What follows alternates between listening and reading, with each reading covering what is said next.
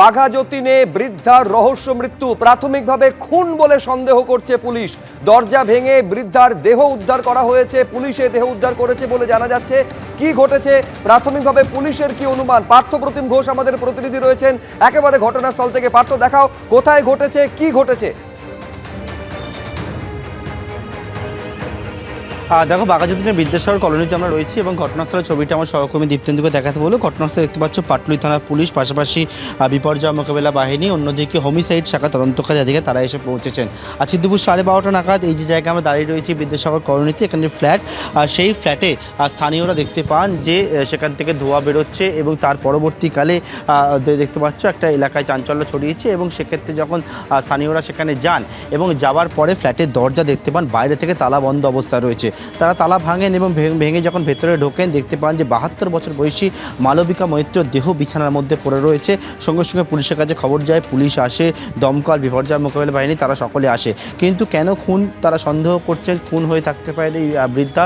কারণ হিসাবে যেটা তারা মনে করছেন যে এক হচ্ছে ফ্ল্যাটের দরজা বাইরে থেকে বন্ধ, যে জায়গায় বর্তমানে এখনও পর্যন্ত পুলিশ মোতায়েন রয়েছে। দ্বিতীয় হচ্ছে মালবিকা মৈত্র সে তার ছেলের সঙ্গে থাকতেন।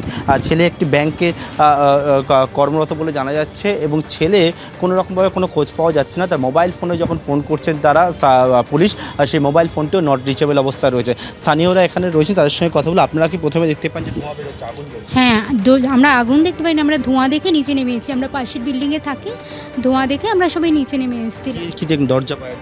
হ্যাঁ, ওনাদের ওনার মালিক, যিনি এই বাড়ির, যিনি ফ্ল্যাটের মালিক, তেনারাই দরজা মনে হয় মুসপে বলে ভেঙেছিলেন যে যদি বাঁচানো যায় বা কী হয়েছে, এইটুকুই, ধোঁয়াটাই জাস্ট আমরা দেখেছি।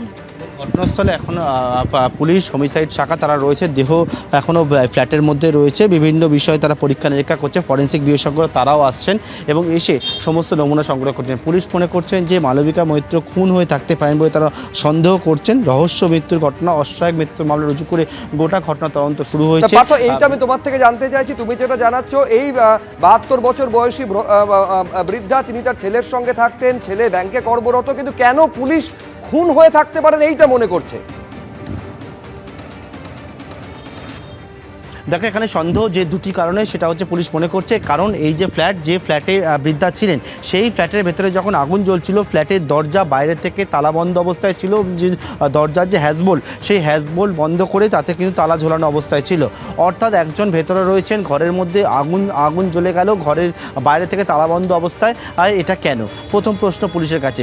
দ্বিতীয় প্রশ্ন, ছেলে গেল কোথায়? কারণ ছেলের মোবাইল ফোনটি, সে ছেলের মোবাইল ফোনটিও কিন্তু নট রিচেবল অবস্থায় রয়েছে। এই রকম জায়গা থেকে কিন্তু পুলিশ সন্দেহ করছেন এবং সেই ক্ষেত্রেই পুলিশ অস্বাভাবিক মৃত্যু মামলা রুজু করে রহস্য মৃত্যুর যে গোটা ঘটনাটি ঘটেছে এখন জানার চেষ্টা করছে কি রয়েছে ঘটনার পিছনে। তবে অনুমান করছে তদন্তকারী এটা খুনের ঘটনা হয়ে থাকতে পারে, সেই জন্যই সমস্ত উইংয়ের সদস্যরা তারা এসে সমস্ত বিষয় খতিয়ে দেখছেন। শুভ্র, ধন্যবাদ পার্থ।